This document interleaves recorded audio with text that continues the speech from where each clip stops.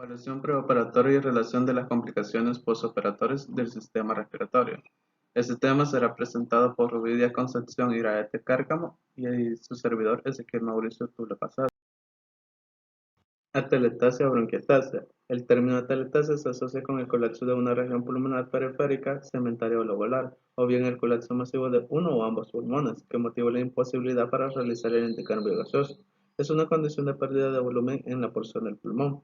Esta situación anómala es la consecuencia de diferentes trastornos pulmonares o extrapulmonares, por lo que dicha entidad patológica no es una enfermedad en sí, sino más bien una manifestación patológica pulmonar subyacente, cualquiera que sea la causa de la atelectasia, como una compresión externa, una obstrucción intrabronquial o una inactividad o ausencia del surfactante, nos llevan a un colapso que se acompaña de una absorción del aire contenido en los alvéolos asociado a la pérdida del volumen de la zona afectada.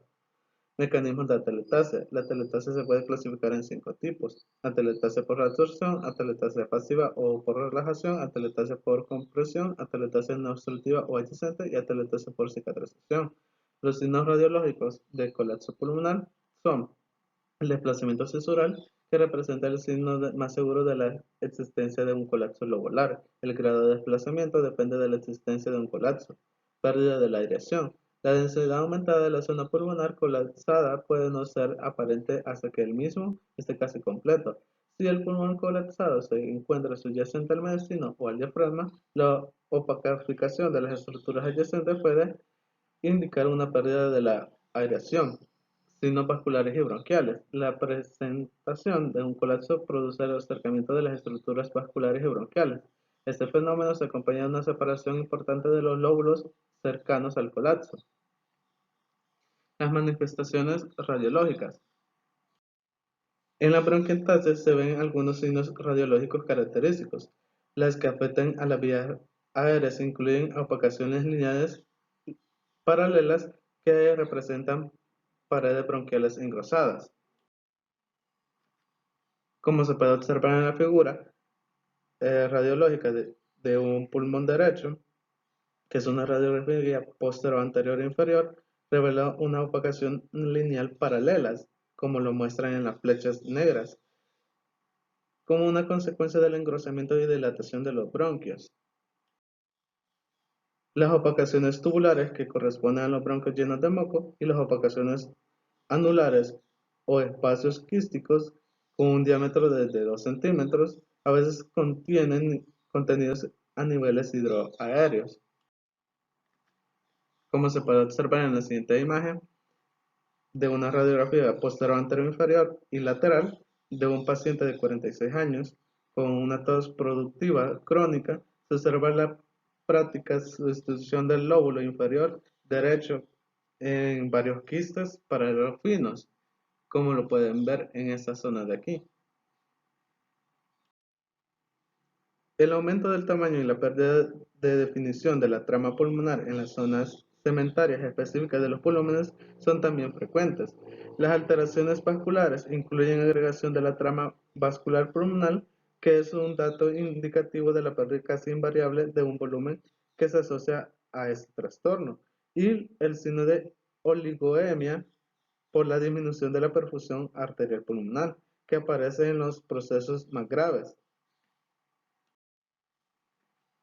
Ahora bien, escucharemos cómo sonaría mediante una ocultación la teletasia.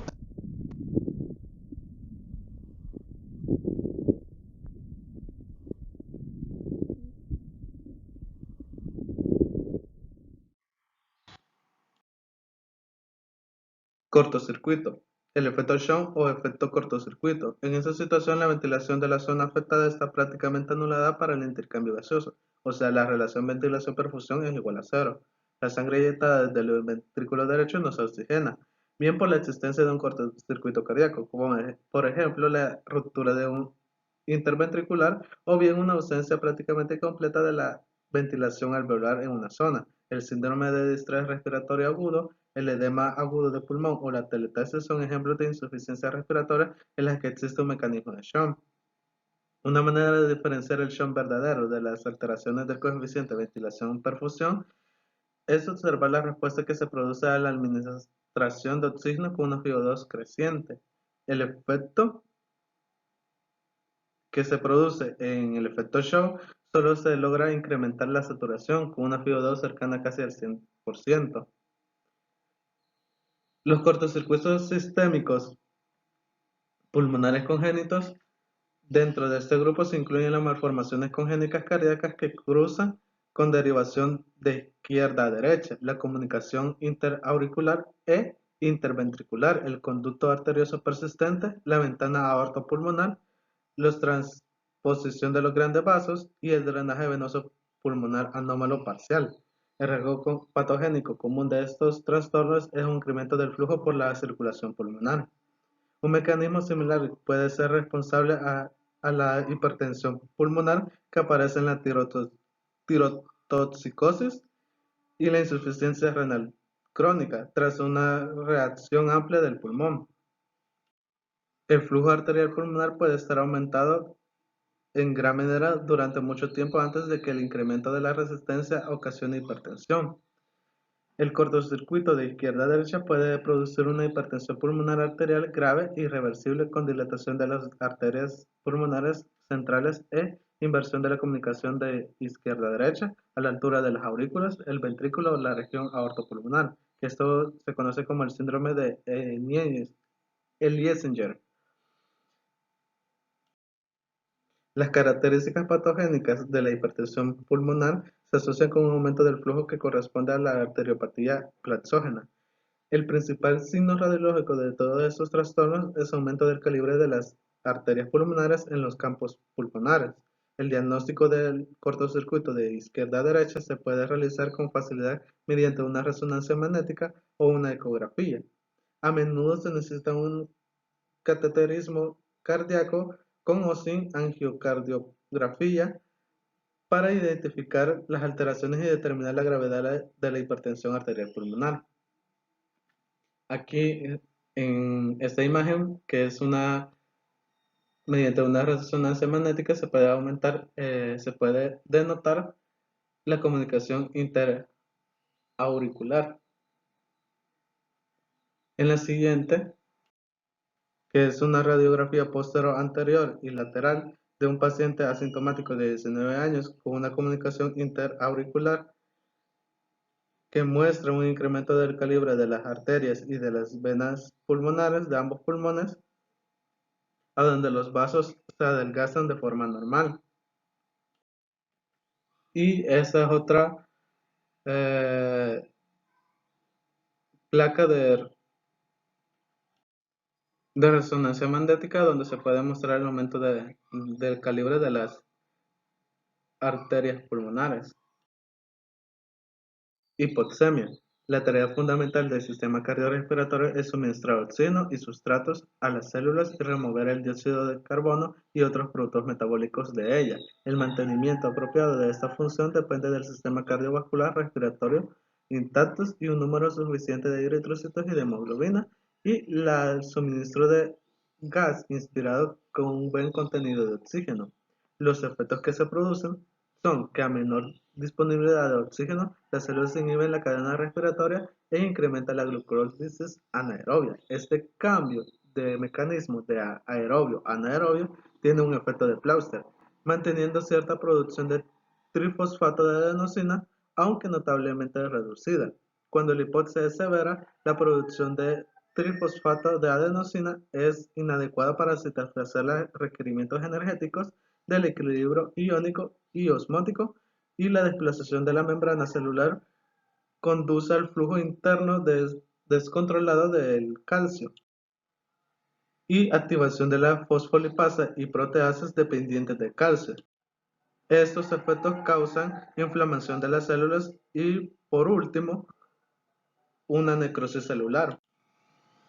Durante la hipoxia, las arteriolas sistémicas se dilatan, al menos en parte, por la apertura de los canales de calcio trifosfato de adenosina en las células del músculo liso vascular, debido a la reducción de la concentración de trifosfato de adenosina producida por la hipoxia. Los cortocircuitos por constricción de las arterias pulmonares inducida por la hipoxia desvían la sangre de las porciones poco ventiladas hacia las mejores ventiladas del pulmón. Sin embargo, también incrementa la resistencia vascular pulmonar y la poscarga ventricular derecha. Los efectos en el sistema nervioso central. Los cambios en el sistema nervioso central, en particular de los centros más elevados, causan hipoxia. En consecuencia especialmente importante, la hipoxia aguda causa deterioro del juicio, incoordinación motora y el cuadro clínico que recuerda que se hace un parecido al alcoholismo agudo. La enfermedad de las grandes altitudes se caracteriza por el dolor de cabeza como consecuencia de la vasodilatación cerebral y síntomas gastrointestinales, mareo, insomnio y fatiga o somnolencia. Las arterias pulmonares y a veces la constricción venosa pueden causar escurrimiento capilar y edema pulmonar de las grandes altitudes, que intensifica la hipoxia y puede iniciar un circuito vacioso. Rara vez se desarrolla un edema cerebral producido por grandes altitudes, la cual se manifiesta con cefalea severa y edema capilar y puede causar coma. Las causas de la hipoxia son hipoxia respiratoria, hipoxia secundaria o cortocircuito extrapulmonar de derecha a izquierda, hipoxia por anemia, intoxicación por monóxido de carbono, hipoxia circulatoria y hipoxia de los órganos específicos. Y aquí están unas imágenes a donde se pueden ver los centros respiratorios.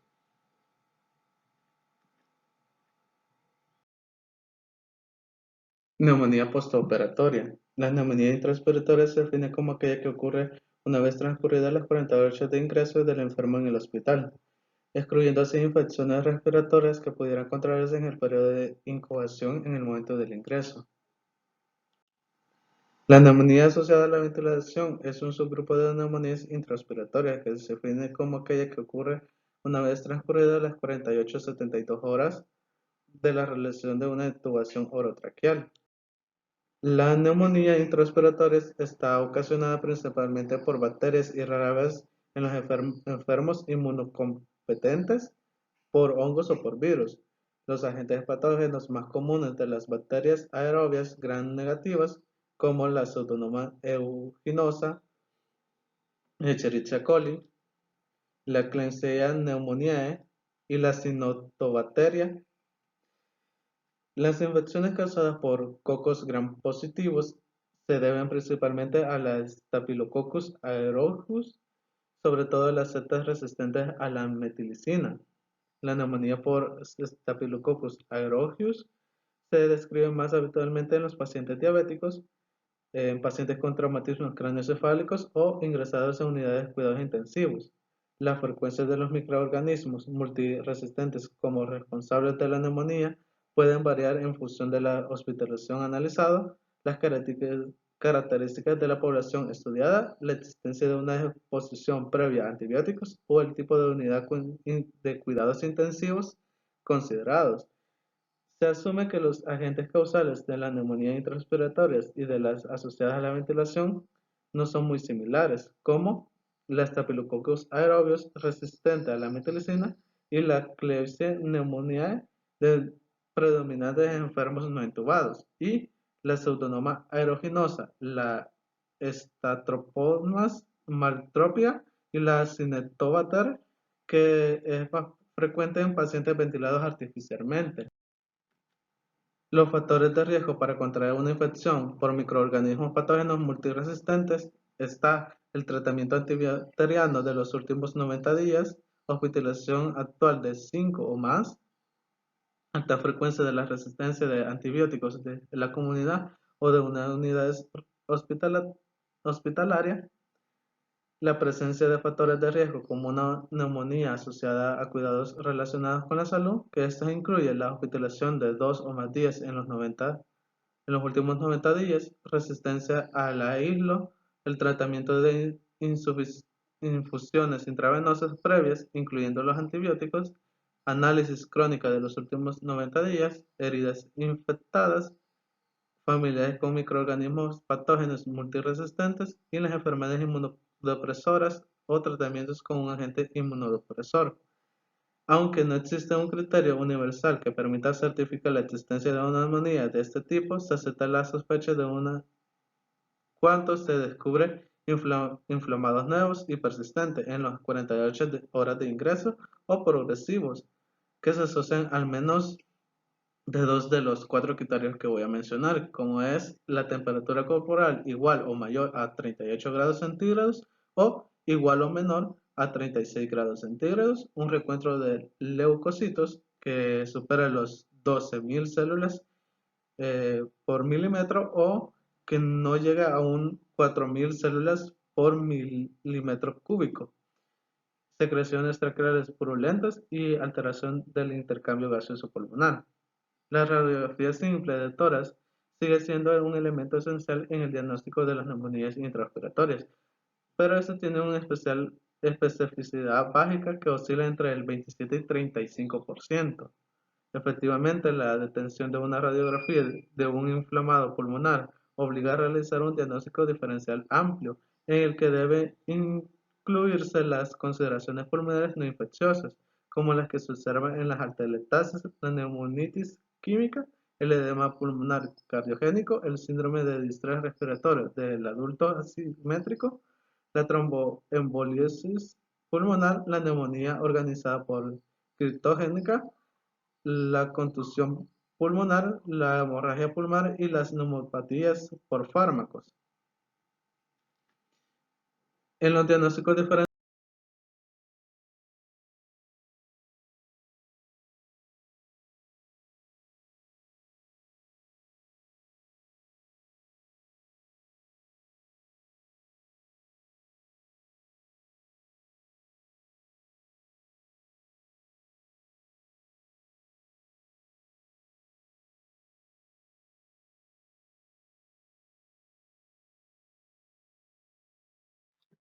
Seguiremos hablando de las complicaciones postoperatorias.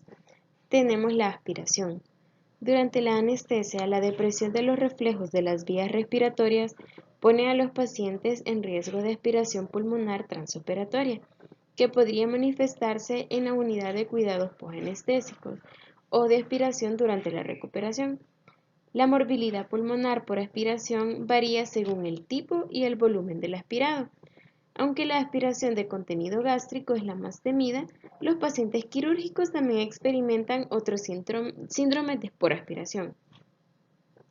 La incidencia de aspiración grave es relativamente baja, pero el riesgo relacionado con aspiración es sustancial. Por lo tanto, la frecuencia de vómito posoperatoria aún es alta, y sobre todo si se ha acumulado gas en el estómago. Los reflejos protectores de las vías respiratorias, como la tos, deglución y laringoespasmo, se suprimen con los fármacos depresores como los anestésicos inhalados, sedantes y opiáceos, por lo que es preciso observar con cuidado a los pacientes con niveles de conciencia bajos. Los efectos persistentes de los bloqueos del nervio laríngeo o los anestésicos locales tópicos usados para poder reducir la reactividad de las vías respiratorias disminuyen la protección postoperatoria de las vías respiratorias, igual que la sedación residual. Los reflejos también se alteran por la parálisis neuromuscular residual. Los pacientes pueden mantener la permeabilidad de las vías respiratorias y la ventilación espontánea siempre y cuando puedan tener una buena elevación de la cabeza. El riesgo de aspiración también se puede aumentar si se omite la reversión. La hipotensión, hipoxemia o acidemia causan vómito y obnubilación, lo que incrementa el riesgo de aspiración. La prevención de la aspiración es primordial porque el tratamiento efectivo es limitado. Para pacientes con riesgo alto, la administración preoperatoria de antiácidos sin partículas como el citrato de sodio aumenta el pH del líquido gástrico sin aumentar mucho su volumen. También se deben evitar los antiácidos con partículas.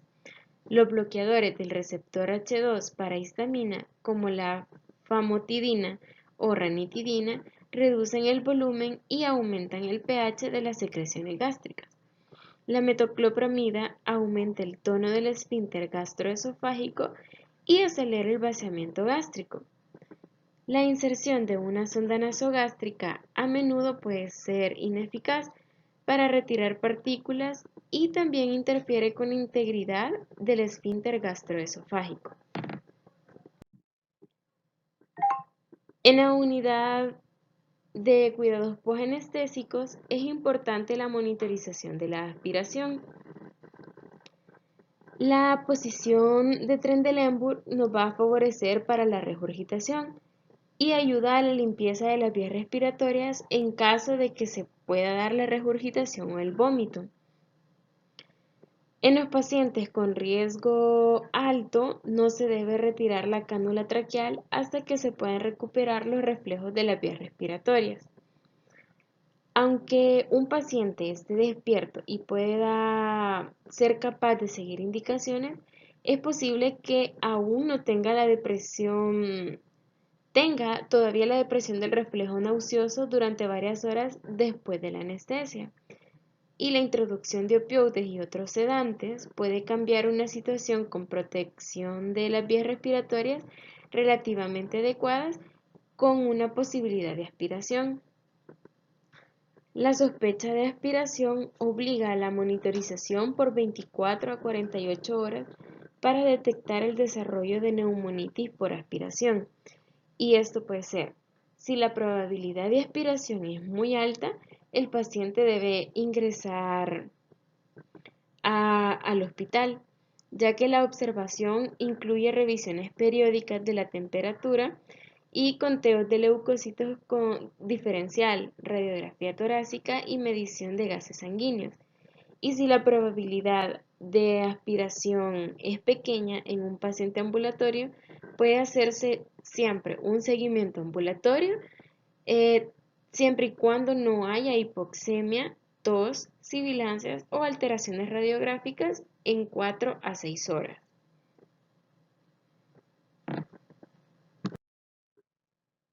Otra de las complicaciones es la infección pulmonar. Las infecciones pulmonares cursan con especial gravedad en los pacientes inmunosuprimidos, bien como primera manifestación de su inmunodeficiencia o complicación de ella, y dentro de esta población, todas aquellas personas con procesos quirúrgicos y de mayor relevancia, los receptores de trasplante, ya sean de órganos sólidos o hematopoyético de células madres, en los que se supone una de las principales causas de morbilidad y mortalidad. La gran mayoría de las complicaciones pulmonares son de etiología infecciosa y los motivos de esta especial vulnerabilidad pueden ser varios. El primero, déficit en las defensas del huésped, gran cantidad de potenciales patógenos y la atenuación de la respuesta clínica a la infección por alteración en la respuesta inflamatoria. El cuadro clínico que presentan es muy similar en todas las etiologías y se ha dado en llamar síndrome de neumonitis febril, constatando fundamentalmente de fiebre y alteraciones radiológicas, además agregado de tos, disnea o hipoxemia. Los pulmones van a representar o representan órganos especialmente vulnerables y por lo tanto permanecen como un lugar destacado de infección, tanto en receptores de trasplantes pulmonares, como ya decíamos, tanto y que pueden ser también cardíacos o hepáticos, o en toda la población general con procesos quirúrgicos.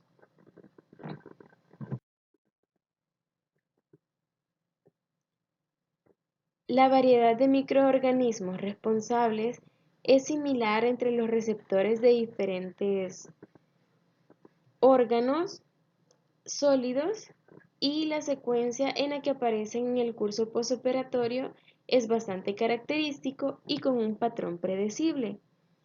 Está influido por el riesgo de infección a consecuencia del trauma quirúrgico y la estancia en UCI muchas veces, o en menor grado por el inicio de los agentes inmunosupresores.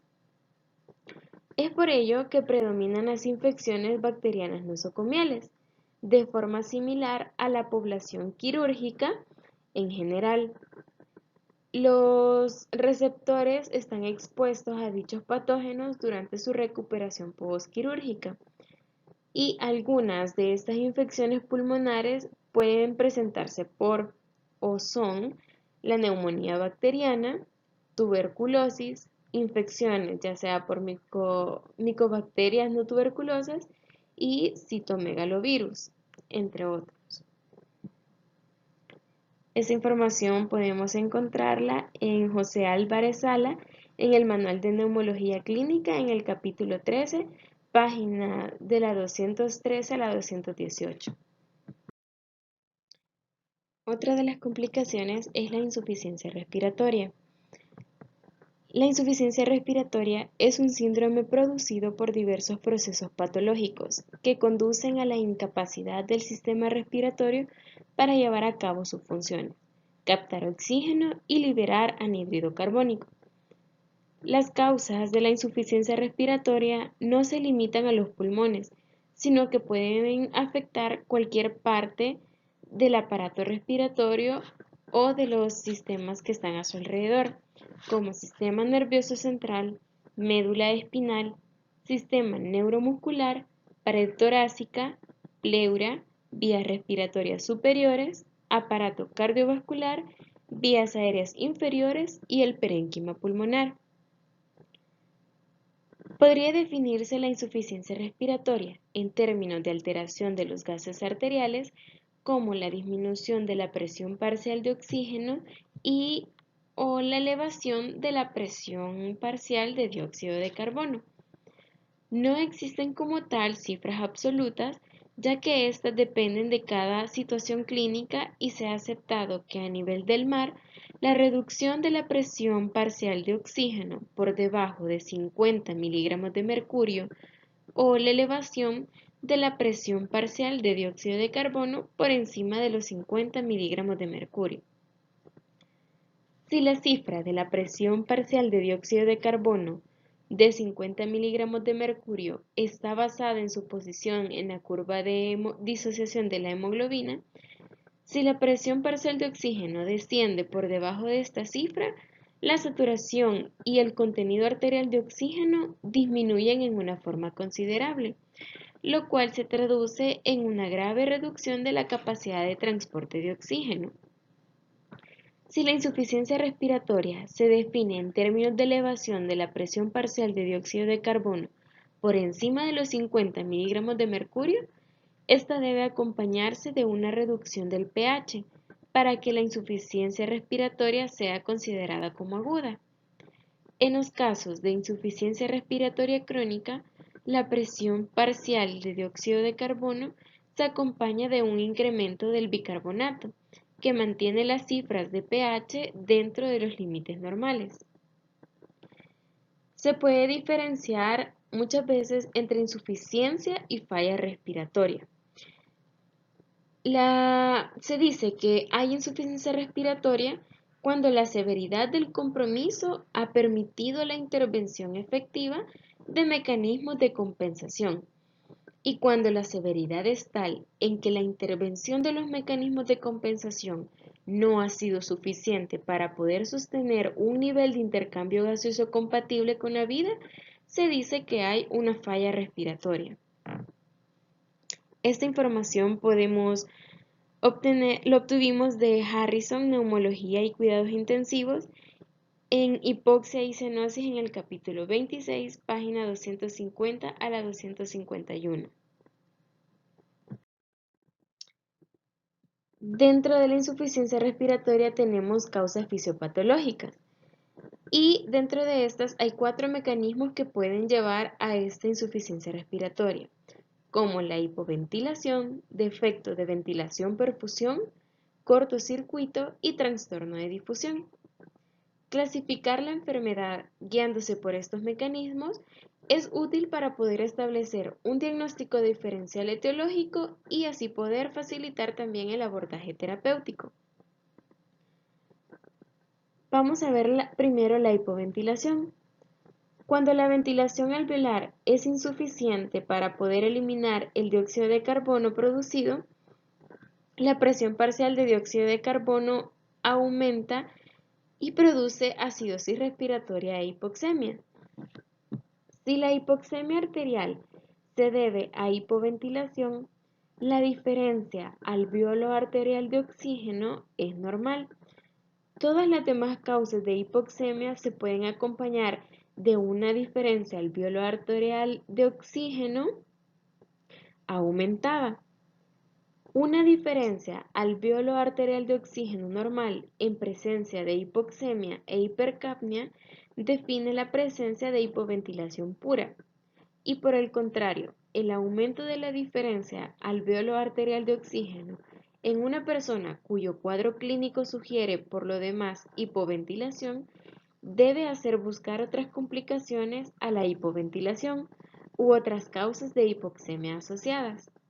La hipoxemia se debe a hipoventilación alveolar y se corrige con la administración de oxígeno, pero debe insistirse en que el oxígeno no modifica directamente la hipoventilación, la hipercapnia ni la acidosis respiratoria, ya que esas deben corregirse mejorando la ventilación alveolar, lo cual implica poder corregir la causa de esta hipoventilación. Luego, alteraciones de la ventilación-perfusión. El desequilibrio de la ventilación-perfusión es el mecanismo más común de hipoxemia y es la causa más importante. Esta se produce cuando la ventilación está reducida en relación a la perfusión o lo contrario.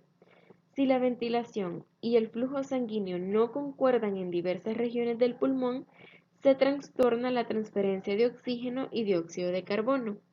El oxígeno va a descender y el dióxido de carbono irá aumentando. La hipoxemia debida a desequilibrios de la ventilación-perfusión puede corregirse mediante un aumento relativamente pequeño de la fracción inspirada de oxígeno. Esta corrección se produce debido a que las vías aéreas correspondientes a los alvéolos mal ventilados permanecen abiertas y si la mezcla de gas se administra durante un periodo suficientemente prolongado, el aumento de la presión del oxígeno inspirado se reflejará en la presión parcial alveolar de oxígeno. El tratamiento definitivo depende de la reversibilidad de la causa específica que ha ocasionado la reducción regional de la ventilación, y si la hipoxemia se debe a este tipo de alteración, la diferencia alveolo arterial de oxígeno se va a encontrar aumentada. Luego, el cortocircuito. La desviación de sangre, esto es, los cortocircuitos intrapulmonares de derecha a izquierda, constituye la principal anormalidad en el intercambio gaseoso en el edema pulmonar cardiogénico y no cardiogénico, así también como de la neumonitis grave y muy probablemente constituye un mecanismo importante de hipoxemia después de la embolia pulmonar aguda masiva y submasiva. El mecanismo de cortocircuito puede diferenciarse del desequilibrio de ventilación-perfusión por la magnitud del aumento de la FiO2 que se necesita para poder producir una presión parcial de oxígeno adecuada. Y por último tenemos los trastornos de difusión. La limitación de la difusión no es una causa frecuente de hipoxemia clínicamente significativa, pero con fines prácticos se puede afirmar que la limitación de la difusión no es una causa de insuficiencia respiratoria y que se puede corregir fácilmente con la administración de oxígeno, es decir, aumentando la FiO2 en el paciente. Muchísimas gracias por su atención.